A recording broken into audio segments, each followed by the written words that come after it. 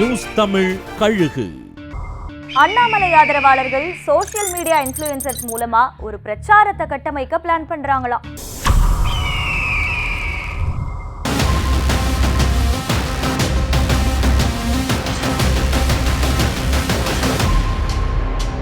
அண்ணாமலை தமிழ்நாடு பாஜக தலைவர் பதவியிலிருந்து நீக்கப்படலாங்கிற செய்திகள் வந்துகிட்டு இருக்கு. இந்த நிலையில அண்ணாமலையோட ஆதரவாளர்கள் அண்ணாமலை இல்லைன்னா தமிழ்நாடு பாஜக மோசமான நிலைமைக்கு போயிடும், அண்ணாமலை வந்ததுக்கு அப்புறம் தான் தமிழ்நாடு பாஜக பெரிய அளவுல வளர்ந்திருக்கு அப்படின்னு அவரோட சாதனைகளை பட்டியலை போட்டு சமூக வலைத்தளங்களை பரப்ப இன்ஃப்ளூயன்சர்களை நாடி இருக்காங்களாம். அது மட்டும் இல்லாம டெல்லி தலைமைக்கு கடிதத்தையும் அனுப்ப இருக்காங்களாம்.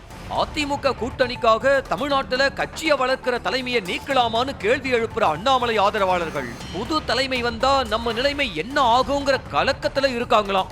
இந்த நிலையில பிரதமர் 6ஆம் தேதி பாம்பன் பாலத்தை திறந்து வைக்க வர இருக்கிற நிலையில அதுவரைக்கும் தன்னை பதவியிலிருந்து மாத்த வேணாம்னு அண்ணாமலை கோரிக்கை வச்சிருக்காராம். அதுக்கப்புறமா தலைவர் பதவி குறித்த அறிவிப்பு வெளியாகும்னு எதிர்பார்க்கப்படுது. நியூஸ் தமிழ் கழுகு.